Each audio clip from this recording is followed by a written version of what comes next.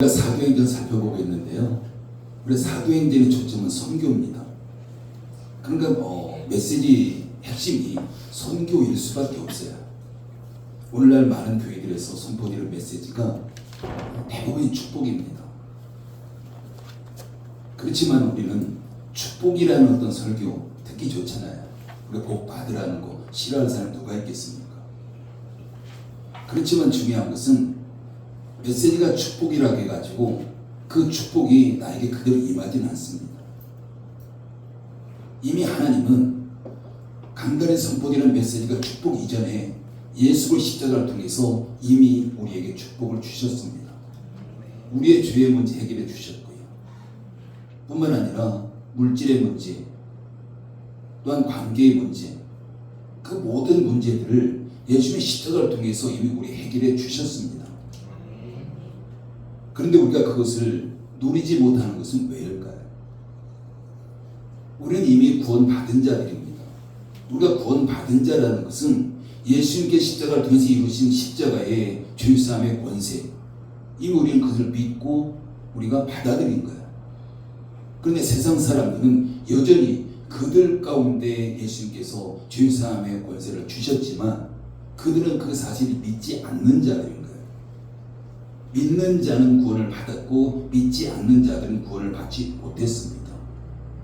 여러분, 구원 문제만이 아니라 우리의 재정의 문제도, 관계의 문제도, 우리의 건강의 문제도, 그 어떤 것도 이미 예수님의 십자가를 통해 이루어 주셨습니다. 우리의 모든 삶의 문제들을 해결해 주신 거예요. 그럼 가장 중요한 것은 우리의 믿음의 문제지 이 시간에 선포되는 메시지의 문제가 아니라는 사실이에요. 우리가 하나님과 바른 관계에 있을 때 그 믿음을 통해서 우리가 믿음 가운데 행할 때 이미 예수님께서 이루신 그런 복은 이미 우리에게 임하게 되는 겁니다. 우리가 찬송가에 보면은 제가 가끔 말씀드립니다. 지금도 흐르는 그 피에 라는 찬송가 가사가 있어요.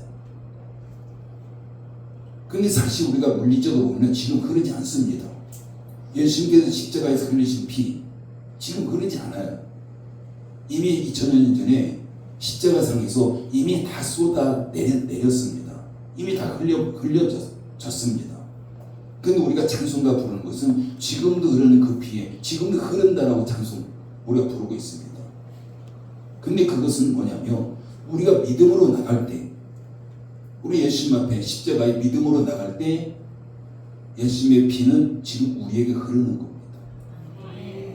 그래서 이미 2000년 전에 이루셨지만 지금 세상 사람들이 예수님의 십자가 밑에 믿음으로 나갈 때 예수님의 십자가, 매달리신 십자가, 그분의 피를 흘리신 십자가, 예수님, 그 피가 그들 가운데 흘러감으로 인해서 그들이 죄사함을 받게 되고 그들이 구원을 받게 되는 겁니다. 우리가 공중 화장실 가면 세면대 있잖아요. 어떤 데 가면은 뭐 손으로 수동으로 틀어야 되지만 어떤 데는 그냥 손만 딱 꼭지 밑으로 가면 물이 나옵니다. 바로 그런 원리예요. 우리가 믿음으로 예수님의 십자가 밑에 나가면 자동으로 이미 예수님의 2000년 전에 흘리셨던 그 피가 우리에게 흘러내리는 것이고 그 예수님의 은혜가 우리에게 흘러내리는 것이고 예수님의 축복이 우리에게 흘러내리는 겁니다. 이게 우리 신앙생활의 원리입니다. 우리가 구원받는 원리가 되고요. 우리가 하나님의 복받는 원리가 거기에 있는 거예요. 내가 하나님과의 바른 믿음의 관계. 그럼 당연히 예수님께서 이미 이루신 그런 복이 우리에게 흘러오게 돼 있습니다. 그래서 중요한 것은 메시지가 중요한 것이 아니라 우리가 그 메시지를 붙잡고 어떻게 살아가느냐가 중요한 거죠. 그럼 그 관계 가운데서 하나가 가장 중요한 그런 관계 가운데 하나가 바로 선교예요. 우리가 복음입니다. 하나님께서 예수 이 땅에 보내신 것도 복음 때문에 보내신 거고요. 우리가 이 땅에 구원받아 존재하는 그 이유도 복음 때문에 존재하는 것이고 이 땅에 교회가 존재하는 것도 복음 때문에 존재합니다.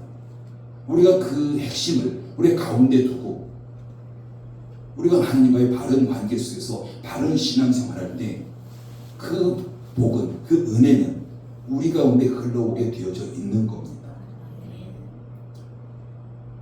우리가 지난주에는 우리가 찬양 예배를 통해서 우리가 시편의 말씀 살펴봤지만요, 그 전주에 우리가 살펴봤던 사도행 13장 1절에서 3절 말씀, 바로 성령께서는 안디옥 교회에 이런 말씀하셨습니다. 내가 불러 시키는 일을 위하여 바나바와 사울을 따로 세우라. 안디옥 교회가 하나님 앞에 금식하며 기도하며 예배하고 있을 때 성령님은 그들 가운데 임하셨습니다. 그러면서 하신 말씀이 너희 가운데 있는 바나바와 사울을 따로 세우라, 이 말씀을 주신 거죠. 그래서 안디옥 교회는 바나바와 사울을 안수해서 지금 선교사로 파송했습니다. 선교사로 보냈습니다. 그런데 오늘 본문의 4절 말씀에 보면요, 두 사람이 성령의 보내심을 받아 라고 말씀합니다. 안디옥 교회가 표면적으로는 그들을 선교사로 파송했습니다. 그런데 오늘 4절 말씀은 성령님께서 그들을 보내셨다고 분명히 말씀하고 있습니다. 여러분, 그러면 바나바와 사울을 누가 파송한 겁니까? 안디옥 교회일까요? 성령님일까요? 아니면 둘 다일까요? 우리가 표면적으로 보면은 안디옥 교회예요. 근데 중요한 것은 바나바와 사울을 선교사를 파송하는데 주도적인 역할을 하시는 분이 바로 성령님이라는 겁니다. 안디옥 교회는 성령님의 메시지에 그냥 순종할 뿐입니다. 그 우리는 표면적으로 안디옥 교회가 모든 걸 다 하는 것처럼 보여지고, 오늘날도 성령님이 아니라 어느 교회가 선교사를 파송하고 그걸 후원하고 전적으로 교회가 하는 것처럼 우리가 보여져요.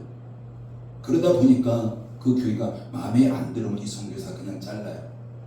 선교에 보내지 않습니다. 그럼 선교에 어려움 겪기도 하고 많은 일들이 일어나는 게 오늘날 그런 모습이에요. 근데 중요한 것은 그 선교의 핵심은 바로 성령님이라는 사실입니다. 교회는 단지 성령님의 말씀에 도구로 쓰임 받을 뿐인 거죠. 그 4절에 보면 성령께 보내셨다고 분명히 말씀하고 있습니다. 3절도 보내니라, 안디옥 교회가 그들을 보내니라. 4절도 성령님의 보내심을 받아. 우리의 언어는요 똑같아요. 보냈다라는 말입니다. 그런데 헬라 원어의 뜻은 다릅니다. 3절의 말씀에서 보내니라, 이 헬라 원어의 뜻은 무엇으로부터 풀어놓아 자유롭게 보내다, 이 뜻이에요. 그러면 지금 바나바와 사울은 지금 무엇으로부터 풀어놓아서 자유롭게 보냈다라는 말이에요. 안디옥 교회가. 근데 문제는 목적지가 없는 거예요. 이 보냈다라는 말이에요.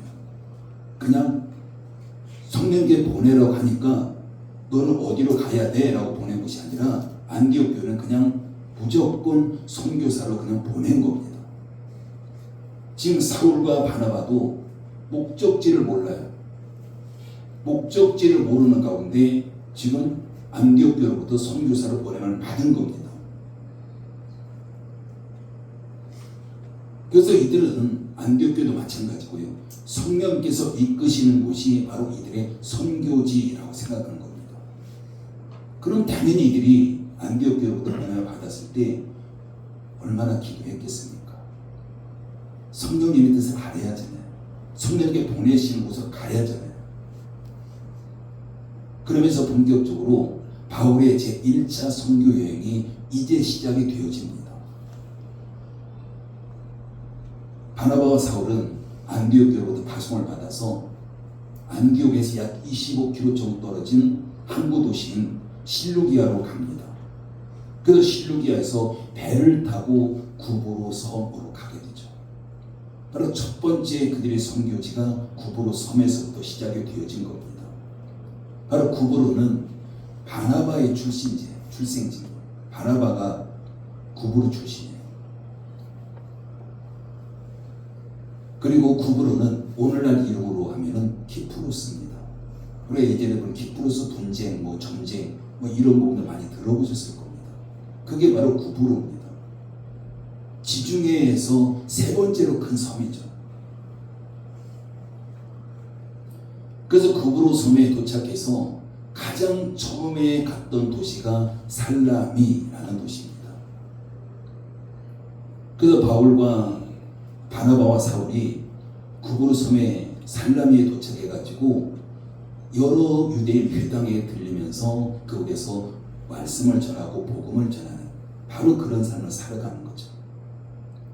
근데 문제는 이들이 구브로 섬에 살라미에 가가지고 복음 얼마나 열심히 전했겠습니까? 얼마나 열심히 말씀 전했겠습니까? 근데 성경은 그들이 그렇게 열심히 복음을 전했지만 한 사람도 그들의 복음을 듣고 예수 그리스도를 영접했다라는 이야기가 하나도 나오지 않아요. 우리가 어쩌보면은 우리는 이렇게 생각해요. 성령께서 정말 그들을 보냈다면, 또한 장소도 성령께서 보내신 장소라면 당연히 성령께 함께 하셨을 것이고, 그럼 당연히 성령의 역사를 통해서 많은 그런 사역의 열매들이 나타났을 것이다. 이게 일반적인 우리의 생각입니다. 그럼에도 불구하고 그들의 사역 가운데 열매가 없어요.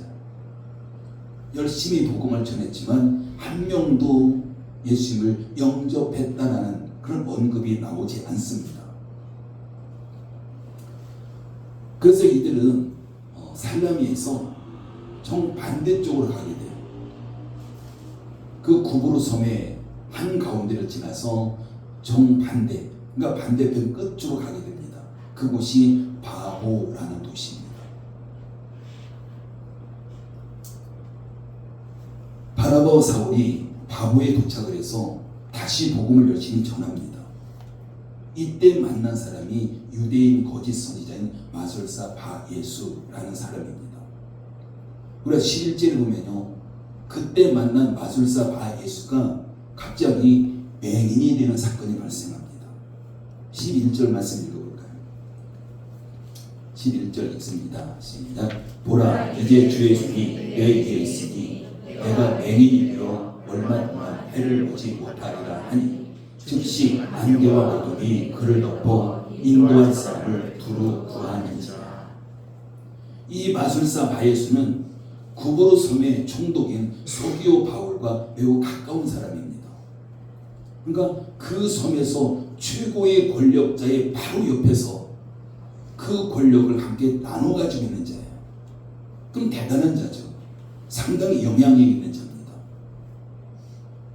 그러면서 그 총독 옆에서 커다란 영향력을 사람들 가운데 행사하고 있는 바로 그런 자가 지금 마술사 바예수입니다. 여러분, 바예수라는 이름은요, 예수의 아들이라는 이름이에요. 뜻이 바라는 게 아들입니다. 바디메오, 우리가 있죠, 신약의 바디메오, 디메오의 아들, 그게 바디메오예요. 그러니까 예수, 여호수아 똑같은 말이에요. 그럼 여호수아의 아들, 예수의 아들, 유대인으로서 이름만 보면은 정말 신앙이 좋을 것 같은 바로 그런 사람입니다. 근데 그런 커다란 영향력을 행사하면서 살았던 자가 갑자기 맹인이 되는 절망적인 그런 상황에 빠집니다. 여러분, 그 이유가 뭘까요? 지금 바예수가 총독의 최고 권력 옆에서 최고의 권력을 함께 누리고 있던 자였습니다. 그런데 갑자기 앞을 보지 못하는 맹인이 되는 그런 사건에 빠지게 된 것은 바로 그것은 하나님의 진노 때문이었습니다. 지금 바예수는요, 바나바와 사울이 복음을 전하는데 그가 방해를 했기 때문에 8절 말씀 읽습니다. 시작. 이 마술사 엘로마는 이 이름을 번역하는 마술사라. 그들을 대적하여 총독으로 믿지 못하게 힘쓰니. 지금 바예수가 바나바와 사울을 대적하고 있습니다. 복음 전에는 대적하고 있었고, 또한 그 섬에서 최고의 권력자인 총독으로 하여금 믿지 못하도록 힘쓰니, 즉 복음을 적극적으로 방해하고 있는 자가 바예수입니다. 지금 바나바와 사울이 바구에 가서 복음을 전했잖아요. 근데 구부로섬의 총독 서기오 바울이 그 바울과 사울이 전하는 복음에 관심을 갖기 시작합니다. 그래서 총독은 바나바와 사울을 따로 불러서 하나님의 말씀을, 즉 복음을 듣기를 원했습니다. 그런데 마술사 바예수가 그걸 지금 방해하고 있는 거예요. 지금 총독으로 하여금 복음을 듣지 못하도록 적극적으로 방해하고 있는 지금 그런 상황입니다. 그래서 하나님의 진노가 마술사 바예수에게 임했고 그 진노로 인해서 그 마술사 바예수가 맹인이 되는 일이 일어나게 되는 거죠. 여러분, 이것이 복음 증거의 방해죄라고 할 수 있죠. 이건 성령의 역사를 가로막은 죄입니다. 지금 성령께서는 지금 바나바와 사울을 통해서 그 총독에게 복음을 전하기를 원했고 그 총독으로 하여금 예수 그리스도의 복음을 받아들이고 믿음으로 나가길 원하시는 바로 그런 가운데 있는데 지금 그 성령님의 역사를 회방하고 있는 그게 지금 마술사입니다. 바로 성령께서 한 영혼을 구원한 일에 지금 마술사는 자기 생각을 가지고 자기 이익 때문에 자기 이익을 잃어버릴까 봐서 고의적으로 지금 방해하고 있는 겁니다. 그러므로 이 마술사 바예수는 얼마 동안 맹인이 되어 지냈다라고 표현합니다. 그냥 영원히 맹인이 된 것이 아니라 어느 일정 시간 동안, 일정 기간 맹인으로 보내게 됩니다. 여러분, 그 마술사가 맹인이 되어서 보냈다라는 것, 이게 어떤 의미일까요? 사람들이 그 마술사를 바라볼 때 어떤 생각이 있겠습니까? 당연히 그 마술사가 맹인이 되어진 걸 보면서 복음의 능력을 보게 되는 겁니다. 즉 성령께서 그 마술사를 맹인이 되게 하시기 위해서 사람들로 하여금 복음의 능력을 보여주신 거예요. 뿐만 아니라 그 마술사가 대단한 영향력을 가지고 있었잖아요. 그런 마술사가 맹인이 됐다는 것은 그 섬의 사람들이 그를 바라볼 때 그 마술사가 얼마나 엉터리인가, 이걸 지금 보여주고 있는 겁니다. 그를 믿을 만한 사람이 아니라는 걸 보여주는 거예요. 이 마술사는 총독의 권력을 이용해서 사람들에게 돈을 갈취하던 자입니다. 총독에게 붙어서 거짓과 술수로 사람들을 미혹했고 그러면서 돈을 갈취하는 그런 사악한 자였습니다. 그래서 지금 마술사는 자기 이익을 지키기 위해서 지금 복음을 방해하고 있는 거예요.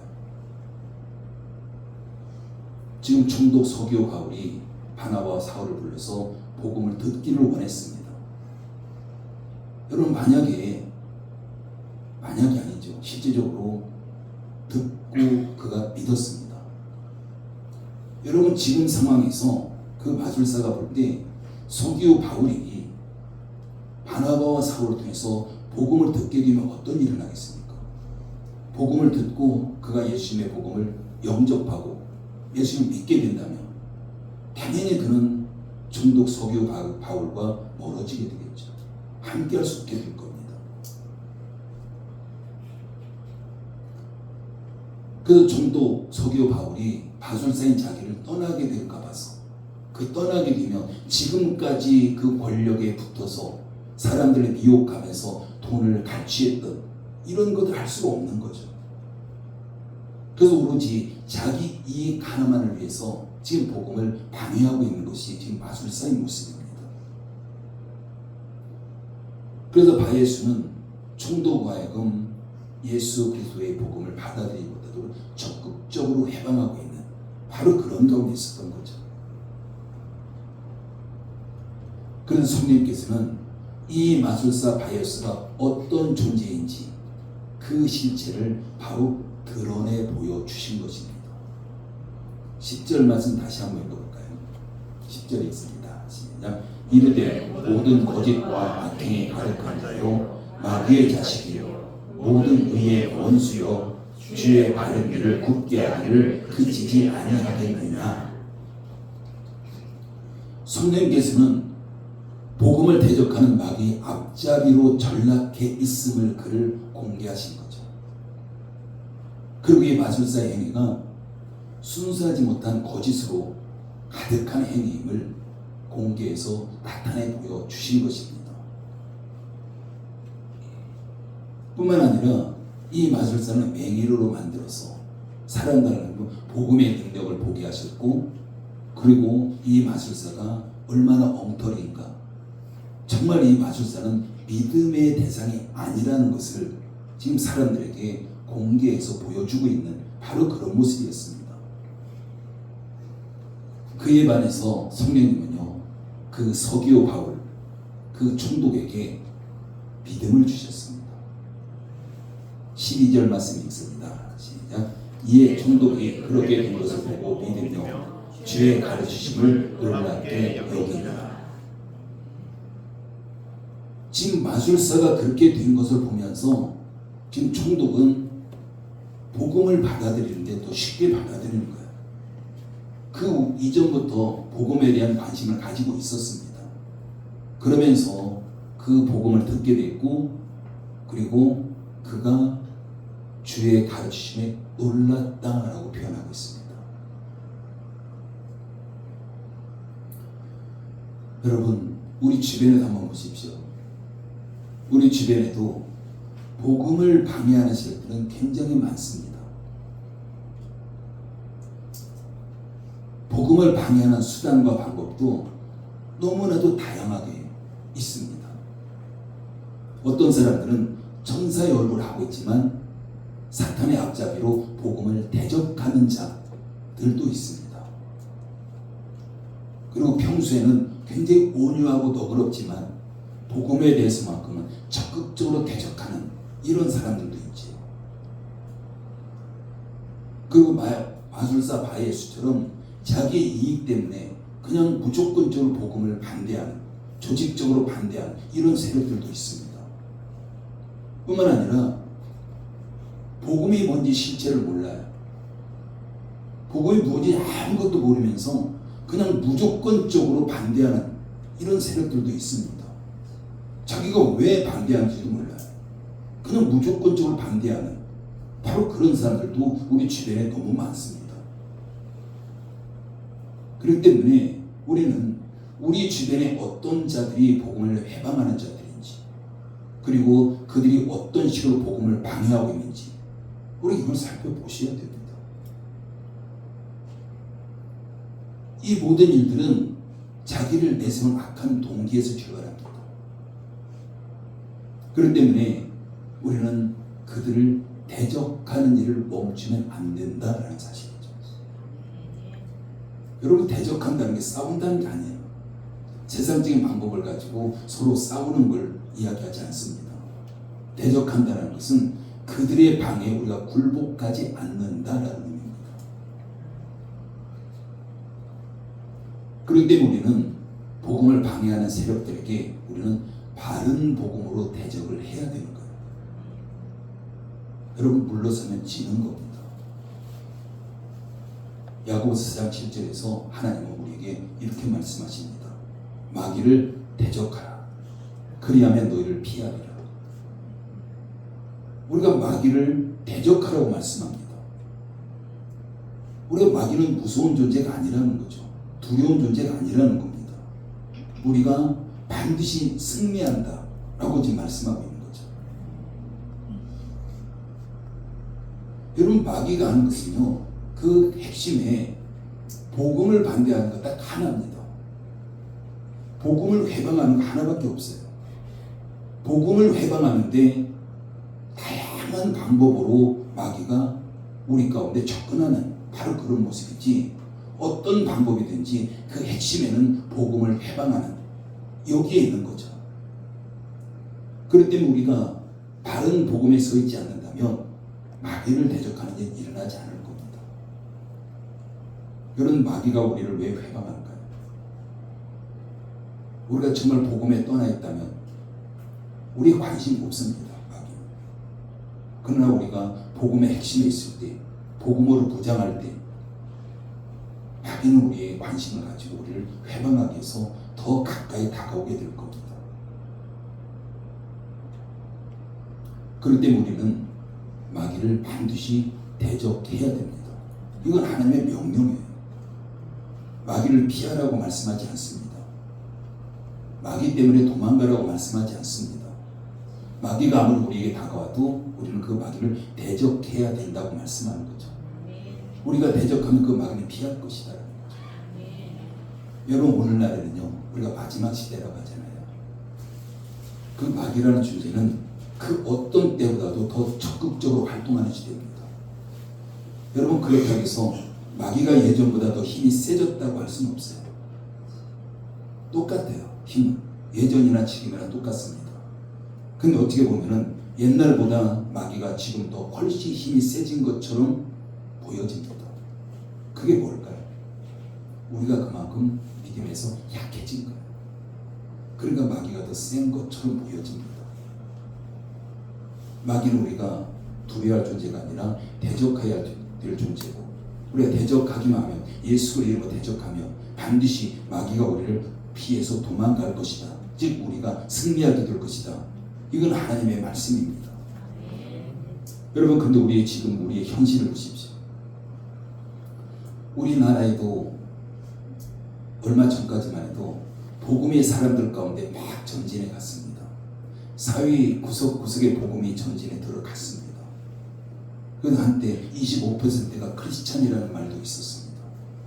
근데 지금 그것은 아주 옛날 이야기입니다. 지금은 몇 퍼센트가 크리스찬, 진짜 크리스찬인지 통계가 나오지 않아요. 너무 작습니다. 우리가 예전에 보면 어디를 가든 복음을 전하는 그런 현장 우리가 수시로 볼 수 있었습니다. 우리가 지하철을 타도 버스를 타도 늘 복음을 전하는 자들 꼭 볼 수 있었습니다. 그런데 오늘날에는 거의 보지 못합니다. 길거리에서 복음 전하는 자들도 거의 못 봐요.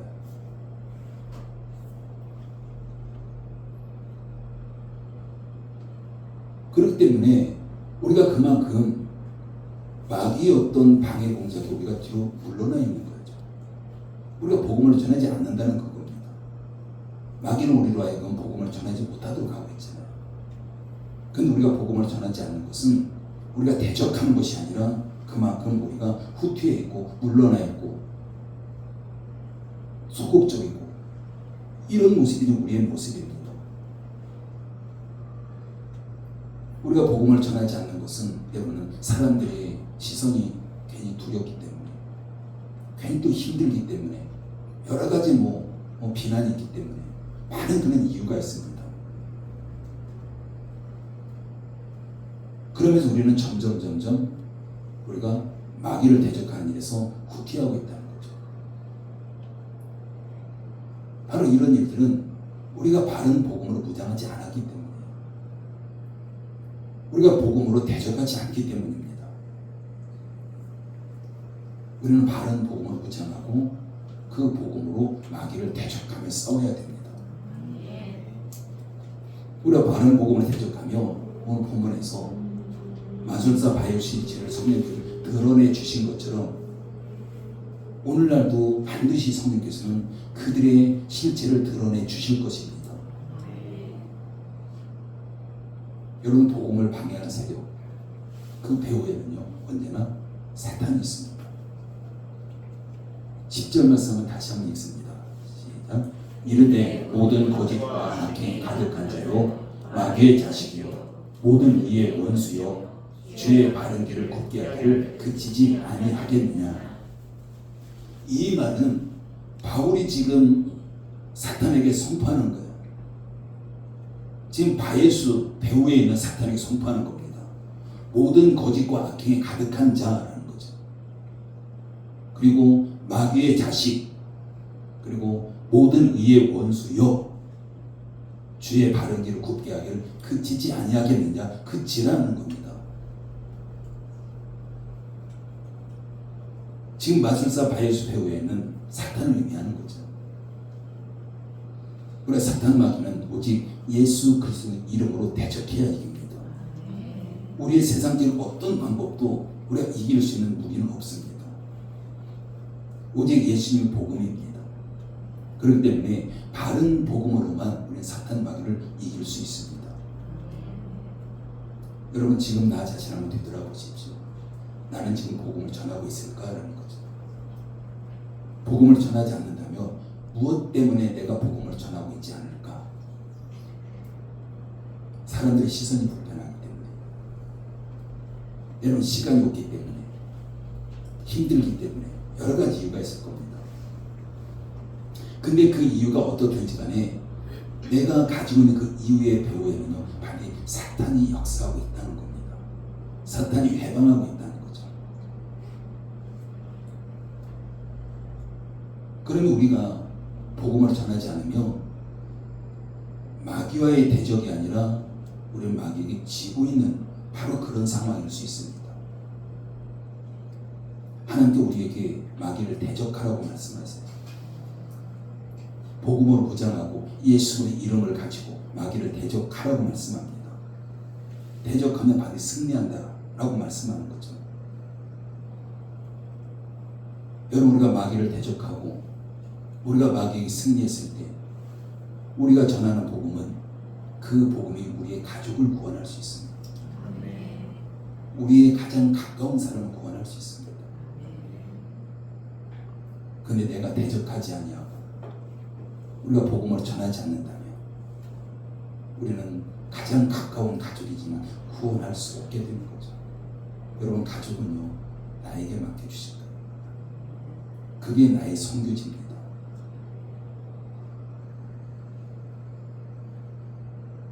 그러기 위해서는 우리가 반드시 복음을 방해하는 세력들을 우리가 알아야 되고 우리가 그 방해하는 세력을 예수의 이름으로 대적하면서 우리가 승리할 때 우리는 반드시 그 복음으로 우리의 가족과 가까운 사람을 구원하는 일이 있게 될 줄 믿습니다.